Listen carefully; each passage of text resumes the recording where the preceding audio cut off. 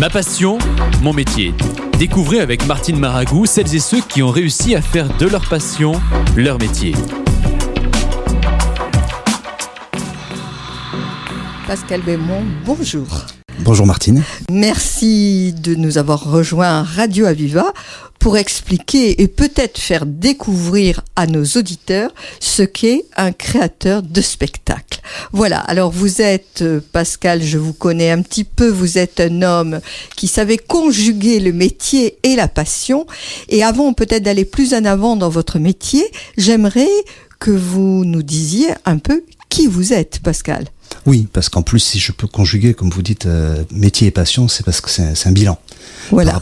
Très jeune, très tôt, je suis parti avec mes parents sur la Côte d'Azur. Et c'est là où j'ai fait toutes mes études et ma carrière. Et je suis revenu à Montpellier il y a environ 3-4 ans. Voilà. Est-ce qu'on peut vous demander le style d'études que vous avez mené ? Alors j'ai fait une maîtrise en communication, médiation culturelle. Ah, vous étiez déjà un peu préparé à votre métier, métier futur. J'étais dans la communication. Et par contre, j'étais parti pour faire de l'anthropologie. Alors, comment ça s'est passé, donc, après vos études, qu'est-ce qu'il s'est passé ? Alors, en fait, en même temps que je faisais mes études, j'organisais beaucoup d'événements sur la Côte d'Azur, et à Nice en particulier. Et j'ai rejoint une grosse soirée, et à cette soirée est venu le directeur artistique de l'émission de télé Graines de Star sur M6. Mmh. Et après le spectacle, il m'a proposé de coopérer avec lui pour lui permettre d'avoir des jeunes talents et des artistes qui montent sur Paris. Vous aviez quel âge à l'époque ? 22-23 ans. Ah oui, c'était précoce. Graines de Star, c'est vrai que ça correspondait tout à fait au profil. Voilà. Et donc là, c'était le premier virage inattendu. C'est que, comme je dis, je suis passé de l'anthropologie de la pierre à l'humain, au vivant, aux artistes. Et là, pendant 3-4 ans, j'ai entre la Côte d'Azur et Paris, entre les plateaux de télé de Paris et les scènes et les coulisses du Festival de Cannes et tout cet ensemble d'événements qu'il y a sur la Côte d'Azur, j'ai casté pour l'émission de télé, j'ai appris avec Stéphane à travailler en direct, à voir un petit peu comment se passait le live au niveau avec les artistes, les comédiens, les chanteurs. Là, vous étiez à bonne école, donc vous avez fait votre première... Sur l'émission qui était quand même 12 millions de téléspectateurs, qui était la grosse émission nationale à l'époque. Voilà, j'ai pu à l'occasion parler avec les Bee Gees, enfin tout un ensemble quand même voilà. Le fait d'armes de cette période, si je peux dire, c'est que parmi les auditions, j'ai repéré Cécilia Cara, qui est ensuite devenue Juliette de Roméo et Juliette.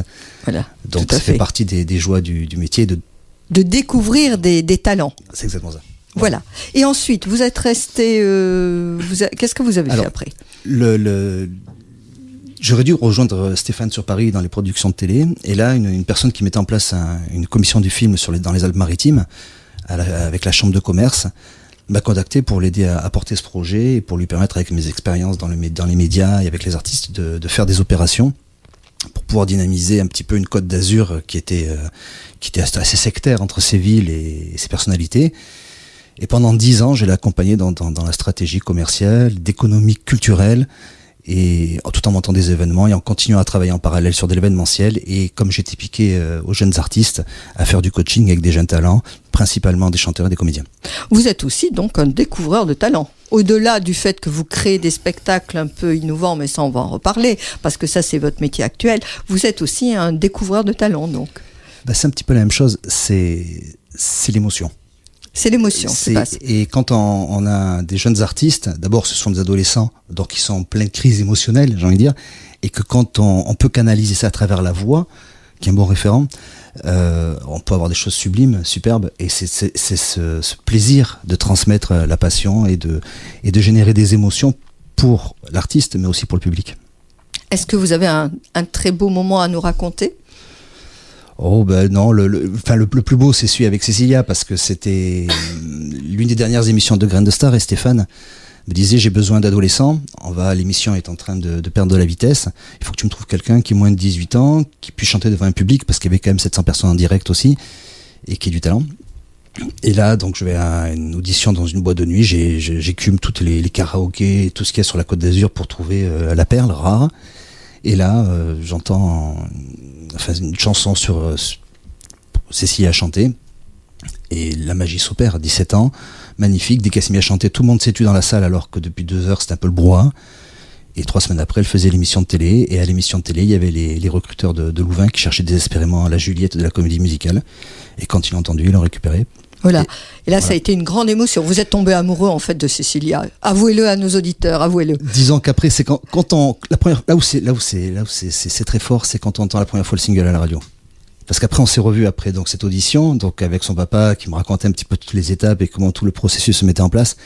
Mais quand on entend à la radio la première fois le hit et qu'après on le voit en boucle sur TF1, ça fait chaud au cœur et on se dit ben voilà, on a apporté quelque chose.